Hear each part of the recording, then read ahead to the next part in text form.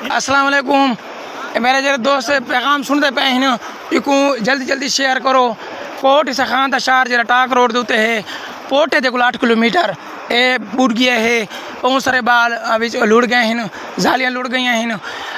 AC DC साहब को गुजारिश है कोई हेलीकॉप्टर का बंदोबस्त करें।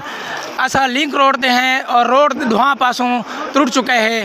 पोटे को 8 किलोमीटर पुलिस चौकी दे नाल सारा रोड है कोटी सखान दा लिंक रोड के दरमियान दे विच अद्धा शहर आ गया है। बाकी बाल लुट गए हैं। पोटे साइड वाला को गुजारिश है दरबिया ना को कि ख्याल करें। बाल कोई जालियाँ भी हैं वो भी उन्होंने कुछ ख्याल रखें। आगते पे हैं कि कुछ जालियाँ इधर लुट गई हैं। बाल भी असा इतना सखान रोड की आधी चाय बैठे हैं। बहुत सारे लोग निकलते पे हैं। अद्धा शहर जरा शहर के पास फंस गया है। AC साहब DC साहब गुजारिश है कोई हेलीकॉप्टर वगैरह या रेस्क्यू टीम भेजें। लोग बहुत सारे फंस गए शहर के आले निकी निकी बारिश शुरू थी नहीं पई है। फौरी तौर पर कोई बंदोबस्त करें।